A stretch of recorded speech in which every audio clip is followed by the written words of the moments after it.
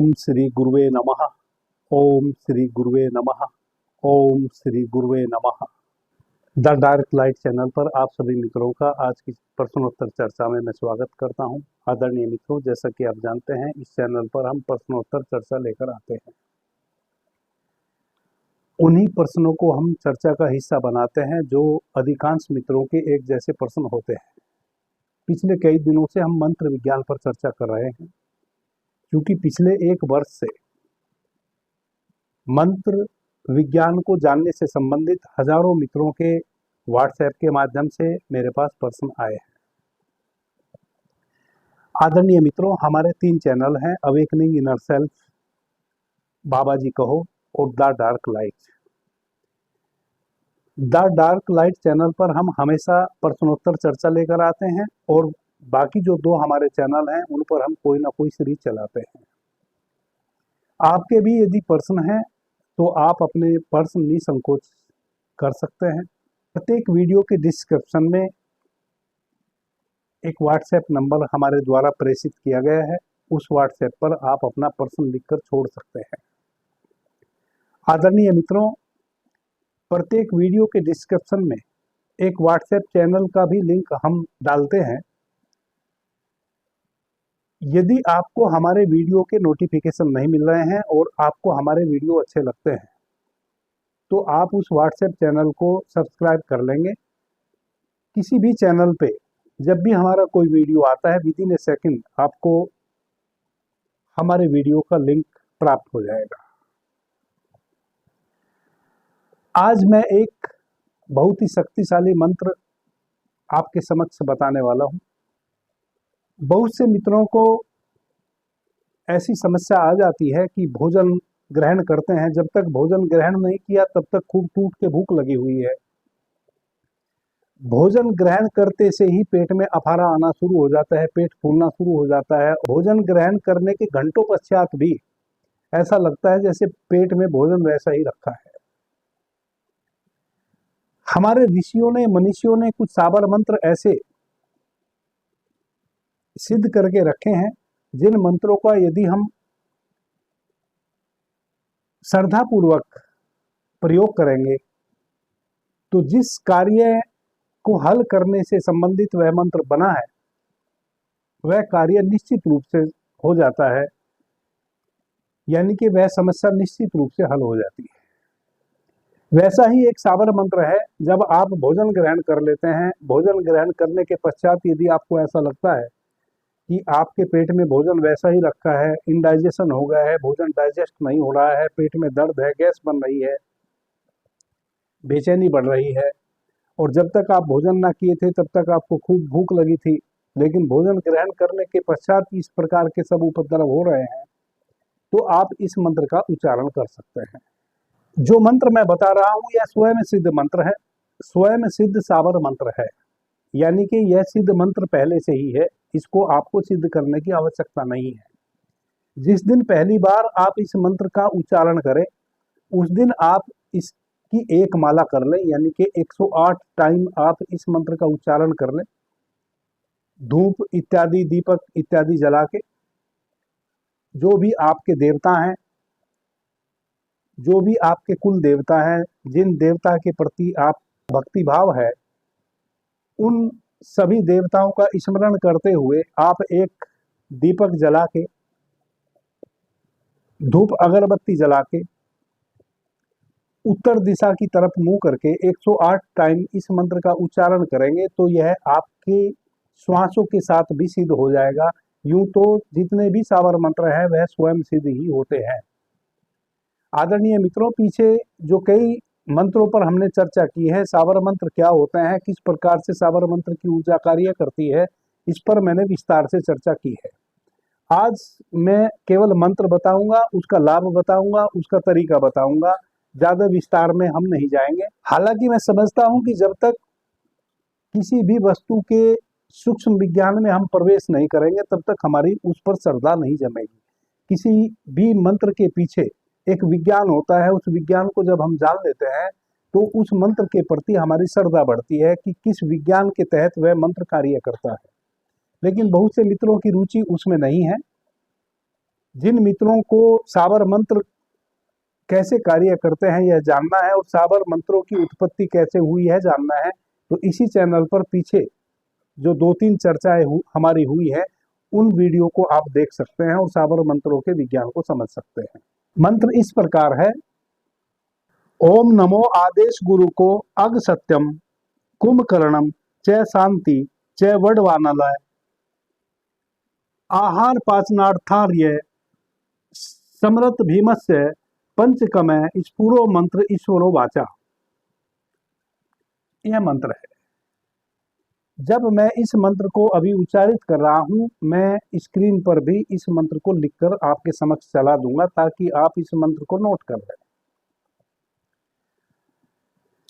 आदरणीय मित्रों, बहुत महत्वपूर्ण मंत्र है।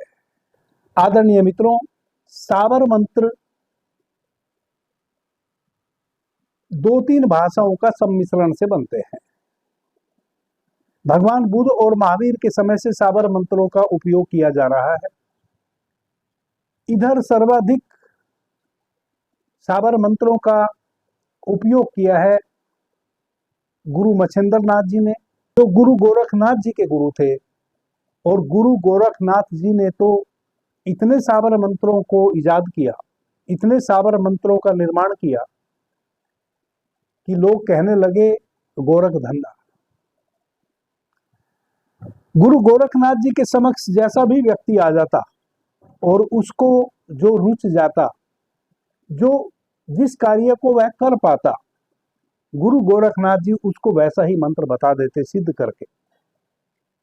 गुरु गोरखनाथ जी के पास ऐसी सिद्धि प्राप्त थी कि वह जो भी अपने मुंह से बोल देते वही एक मंत्र बन जाता था। और उस मंत्र का जब भी सामने वाला उच्चारण करता था, उस कार्य को साधने हेतु जिस कार्य से संबंधित गुरु गोरखनाथ जी ने वह मंत्र बताया है, वह कार्य 100% उस व्यक्ति का हो जाता था।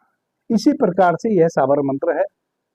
इस साबर मंत्र का उच्चारण जब आप भोजन ग्रहण कर लें, भोजन ग्रहण करने के पश्चात जब आप अपने बिस्तर पे जाएं, 11 बार आप इस मंत्र का उच्चारण करें और अपने पेट पे हल्का हल्का ऐसे हाथ घुमाते हुए इस मंत्र का उच्चारण करते हुए आप सो जाएं। आप देखेंगे कि जितना भी तनाव है, आपने जो भोजन ग्रहण किया है, भोजन ग्रहण करने के पश्चात जो भी एक भारीपन है पेट में, जो तनाव है, वह तो समाप्त हो ही जाएगा। भोजन सही मात्रा में सही समय पर डाइजेस्ट हो जाएगा। आदरणीय मित्रों, जब भोजन हमारा सही समय पे, जब भोजन सही समय पे डाइजेस्ट हो जाता है, उस भोजन से फिर सब 7 धातुओं का निर्माण होता है। वह 7 धातुएं तभी शुद्ध रूप में बनती हैं जब भोजन का परिपाक सही समय पे हो। आज के समय में इनडाइजेशन की प्रॉब्लम लगभग 100% लोगों को है। यह मंत्र भोजन को सही समय पर डाइजेस्ट करने में आपका मददगार साबित हो सकता है। जब भी आप भोजन ग्रहण करें, भोजन ग्रहण करने के बाद आप बिस्तर पे लेट जाएं और अपने पेट पे हल्का सा हाथ घुमाते हुए 11 बार इस मंत्र का उच्चारण करें। आप देखेंगे कि 6 से 8 घंटे लगते हैं भोजन को डाइजेस्ट होने में। 2 से 3 घंटे में आपका भोजन डाइजेस्ट हो जाएगा और आपको पुनः वापस भूख लगाएगी। यदि किसी दूसरे व्यक्ति को उसने कुछ गलत भोजन ग्रहण कर लिया या अधिक भोजन ग्रहण कर लिया या बासी कुचिष्ट भोजन ग्रहण कर लिया और आपको यह मंत्र आता है, तो आप उस व्यक्ति के पेट को स्पर्श करते हुए यदि 21 बार इस मंत्र का उच्चारण करेंगे तो बड़ा चमत्कारिक लाभ होगा। जब भी हम उच्चिष्ट बासी कुचिष्ट भोजन ग्रहण कर लेते हैं तो पेट में गैस बनती है। उस गैस के कारण पेट में तनाव हो जाता है, दर्द होने लगता है, बेचैनी होने लगती है, कई बार तो श्वास तक लेने में समस्या आने लगती है और कई बार गैस इतनी बन जाती है कि हमारे हार्ट पे यदि गैस टकरा जाए तो हार्ट अटैक तक आ सकता है। वैसी अवस्था में यदि कोई रोगी, कोई भी व्यक्ति आपके सामने से गुजरे, आपके परिवार का व्यक्ति हो, आपके पड़ोस का हो या कहीं भी इस प्रकार की पीड़ा से पीड़ित व्यक्ति आपको मिल जाए, तो आप निश्चित रूप से यदि इस मंत्र को जानते हैं, आप उसके पेट को छुएं और 21 बार इस मंत्र का उच्चारण करें, तो 100% उसको उसी समय रिलीफ मिल जाएगी। आप करके देखें, बड़ा चमत्कारिक यह मंत्र है। आदरणीय मित्रों, इस मंत्र विषय में जो सन्यासी जंगल में रहते हैं, गुफाओं में रहते हैं, उन सन्यासियों के बीच में यह मंत्र बहुत प्रचलित है। मैं कई ऐसे महात्माओं से मिला हूं, सन्यासियों से मिला हूं, जो यदा कदा जंगल से बाहर आते हैं। एक बार ऐसे ही एक संत से मैं हरिद्वार में मिला। एक व्यक्ति बहुत पीड़ित था, चाय की दुकान पे बैठे थे। वह सन्यासी पायलट बाबा के आश्रम में रुका था और बाहर चाय की दुकान पे चाय पीने आया। मैं भी अपने कुछ मित्रों के साथ वहां बैठा था। दो व्यक्ति आए। एक व्यक्ति उनमें बोला कि नहीं, मैं चाय नहीं पीऊंगा, मेरे पेट में बहुत गैस बन रही है, मेरे पेट में बड़ा अफारा आया हुआ है, चाय पीऊंगा तो मुझे और अधिक परेशानी बन जाएगी। तो वह जो सन्यासी पायलट बाबा के आश्रम में रुके थे, उन्होंने कहा कि आज ही आपको गैस बनी है कि हमेशा बनती है? बोला नहीं, आज ही बनी है, कभी कभी बन जाती है जब गलत भोजन कोई ग्रहण कर लेता हूं। तो बोले कि ठीक है, आपकी गैस मैं दूर कर दूं। तो उन्होंने उसके पेट को छुआ और इस मंत्र का उच्चारण किया। देखते ही देखते उसके पेट की गैस निकल गई और जो पेट में गैस के कारण दर्द हो रहा था, तनाव हो रहा था, वह दर्द और तनाव दूर हो गया। उसके चेहरे पे जो एक तनाव था, वह तनाव भी उसका देखते ही देखते दूर हो गया और फिर उसने चाय पी। इस प्रकार के बहुत सारे उदाहरण हैं जब यह मंत्र अपना कार्य किया है, तभी से मैं इस मंत्र से प्रभावित हूं। आदरणीय मित्रों, आप स्वयं पे, परिवार के किसी सदस्य पे या कोई भी व्यक्ति आपको इस प्रकार की व्याधि से ग्रस्त मिले, निश्चित रूप से आप उसको लाभ पहुंचाएं। अभी के लिए इतना ही। आपने मुझे ध्यान से, प्रेम से सुना, उससे मैं बहुत अनुग्रहित हूं। सभी मित्रों को मेरा प्रणाम, धन्यवाद। जय श्री राम।